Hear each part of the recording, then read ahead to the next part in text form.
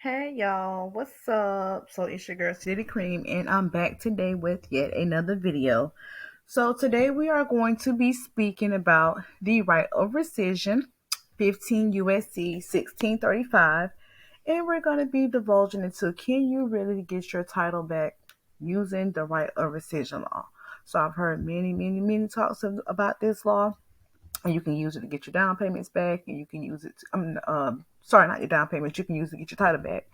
I decided to go ahead and do a video today to go ahead and break down this law for you.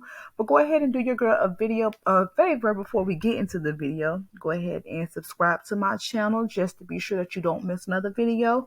And if I drop any gems today, make sure you go ahead and hit that like button. All right, so let's go ahead and get into it. So when it comes to getting your title back, can you get your title back, right? This is your car, your title. This is what you want to go after, but can you get your title back using 15 USC 1635? Well, when it comes to the right of rescission law, many people have been told, like I said, that they can use this law to rescind their contracts and get their title back to their cars free and clear. The question today is, can you get the title back from your car free and clear using only 15 USC 1635? So that's the question here. So I may have to turn the comments off on this one, but we aren't going based off facts today.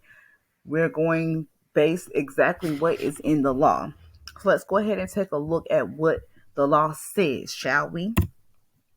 So what does the law say? 15 USC 1635, the right of rescission. As we all know or should know, the USCs or the United States codes are where the violations of law occur, right?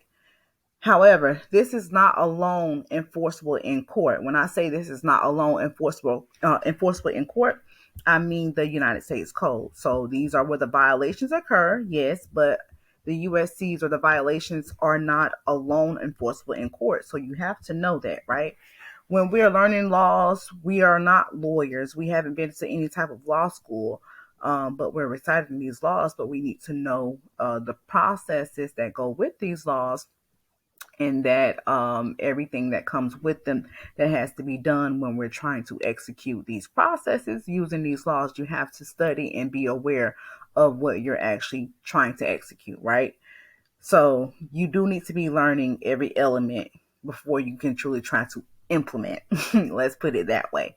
So when it comes to claims, when it comes to claims being enforced with just 15 USC 1635 alone, and people are saying that they're using this law to get their titles to their cars, my only response has been and will always be, show me the proof, bring me the receipts, show me where you did it. Don't tell me that your homegirl did it, or that your friend did it, or that your mentor did it. Show me the proof. I want to see the proof. The proof is in the pudding. Show me where it was successfully executed. Haven't seen it to this day. Not saying that it doesn't exist. However, I'm just going based off fact and law, and what my understanding of law is. Again, I'm not a lawyer. I do not offer legal advice, but I'm just breaking down exactly what's truly there in the law. Just because you can go and state a violation of the law, that does not mean that you have a claim. You have to be able to state your claim in order for you to even get remedy. That's something that I teach inside of my course, Run That Remedy. But again, the U.S. codes, they back up the Code of Federal Regulations, or the CFR. So you first need to know before you even try to state that there's a violation of the law. You need to know that if there's a failed requirement of the law, so of the Code of Federal Regulations, right? You need to know what requirement of law was failed. So again, I'm not going to go much into that because I do a great job of breaking that down in my course, Run That Remedy. But let me go ahead and bring up the law for the right of rescission. So this is the law for the right of rescission, right? Right here in the law, it tells you that the right of rescission, um, right here.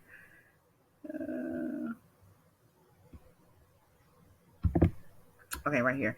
Right here it tells you for 15 US code 1635, the right of rescission applies as to certain transactions.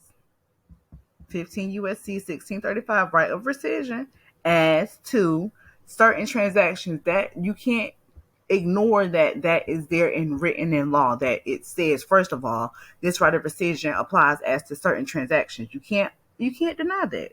You can't deny that. So then you want to actually read the disclosures for the obligor, which would be you or yourself, your obligors, your right to rescind. You have to be able to read what's there and understand what's there. So what does it say?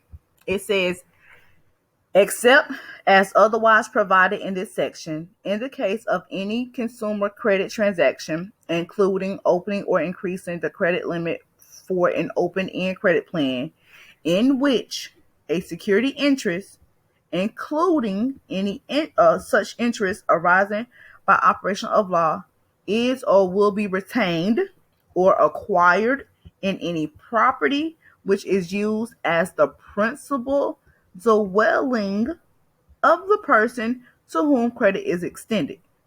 The obligor shall have the right to rescind the transaction until midnight of the third business day following the consummation of the transaction or the delivery of the information in recession forms required under this section, together with a statement containing the material disclosure required under this subchapter, whichever is later, by notifying the creditor in accordance with regulations of the Bureau of his intention to do so.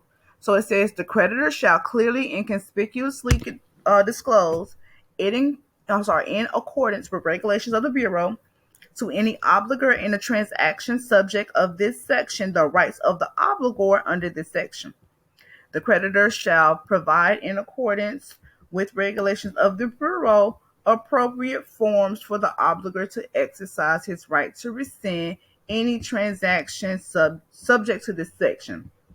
So inclusive in this disclosure, they dropped a lot of gems that I just won't go over in this small YouTube video today. However, we want to actually focus on what is Congress saying is your right to rescind. You have the right to rescind where there's a security interest arising in the property, and it says here the property which is used as the principal dwelling of the person to whom credit is extended. This is what the disclosure is saying under federal law. So you can't take from it what's not there. So you want to look at principal dwelling. So what's a principal dwelling? It doesn't say car. It says a principal dwelling. So let's look further into it, right? We know, or as I've just stated, that your CFRs are going to be backing up your USCs. So that's 12 CFR 1026.23, and this is under TILA. Both of these laws are focusing on the TILA. So the CFR 1026.23, right of rescission, is the Code of Federal Regulations under TILA, the concrete law, and then 15 USC 1635, the U.S. Code, is going to back this CFR. So I want to go ahead and take it a step further and look at what the CFRs have to say about the right of rescission law. And as I just explained, the rescission law is, the rescission law, the CFRs are the code of regulations that back up the rescission law and tell you what's required. So I'm going to go out of here and I'm just going to go ahead and click on this link. That way we can go to, we can pull up this law here for you. 1 second. It's not allowing me to click it, but I'm going to get it up for you guys. So 1026.23. It's going to be the right of rescission. So let's take a look at the right of rescission. What does it say? And again, this is under the Truth in Lending Act, Reg Z. This is the CFR that backs up the USC. So it says here, 1026.23, right of rescission. A, the consumer's right to rescind. So what's your right to rescind? It says, in a credit transaction in which a security interest is or will be retained or acquired in a consumer's principal dwelling Each consumer whose ownership interest is or will be subject to security interest shall have the right to rescind the transaction, except for transactions described in paragraph F of this section. And for the purpose of this section, the addition of an existing obligation of a security interest in a consumer's principal dwelling is a transaction. The right of rescission applies only to the addition of the security interest and not the existing obligation. So this right here lets you know, okay, the right of rescission it applies to mortgages. Not only is it applying to mortgages, it's applying to the addition of the security interest and not the existing obligation. So let's look. Congress is going to tell you what they mean by what they are saying to you. So when they say in which the security interest is or will be retained or acquired to consumers' principal dwelling, click here. They define what they mean as dwelling. So we click on the definition of dwelling per Congress. What does Congress say a dwelling is? Dwelling means a residential structure that contains 1 to 4 units, whether or not that structure is attached to a real property. The term includes an individual condominium unit, cooperative unit, mobile home, and trailer if it is used as a residence. This does not state anything in regards to a car. So the right of rescission, as you see, does not apply to a car. The law does not state anything about the right of rescission applying to a car. And as you all may see, my screen did skip a little because it's really sensitive, but there is always going to be an argument with someone from YouTube, someone from there, someone from here.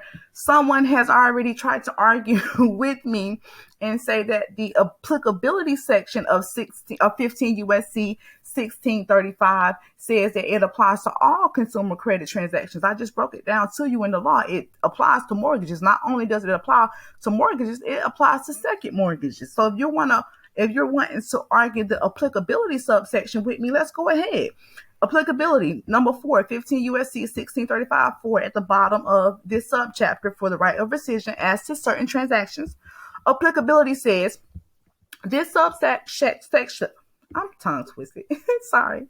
This subsection shall apply to all consumer credit transactions in existence or consummated on or after September the 30th, 1995. So what is this saying? They're arguing with me that it says all consumer credit transactions. We know what a consumer credit transaction is. It's supposed to be all consumer credit transactions. No, what Congress is saying here, it's asking, okay, so who does this subsection apply to when you're reading this law? Well, it shall apply to all consumer credit transactions, yes, in existence or consummated on or after September the 30th, 1995, in which that security interest is or will be retained or acquired in a consumer's principal dwelling. You can't take what is not in the law and make it apply because you want it to apply. That's not how law works. In any court in America, you will get your case thrown out. You will not get the title to your car. You will waste your time. You will waste your money. You will waste your energy if you're not able to actually set up your argument essentially, and then your claim, and know what requirements of law that there is and what failures and how you're able to structure that information. So I'll go ahead and leave you all with this, because inside of my course, again, Run That Remedy, I break it all down to you all in great detail and teach you all how you're able to state your claim, where you're able to go ahead and win these type of claims in court from my personal experience. So again, that's all I have for now. If you guys have any proof of any cases, one where 15 USC 1635 was the only law that was used in one, please feel free to go ahead and share that with me. In the meantime, I want you all to go ahead and join the wait list for my next class, Run That Remedy, because the current one is closed and sold out. Go ahead and text the word remedy in all caps to 407-305-7089, or visit my website, www.siditycream.com, to download the Billing Era Bible now. Again, text the word remedy to 407-305-7089, or visit my website, www.siditycream.com. And if you found today's video with any type of gems or value, go ahead and hit that like button. Be sure to subscribe to my channel to be sure that you don't miss the next video, and I'll see you all in the next video. Peace.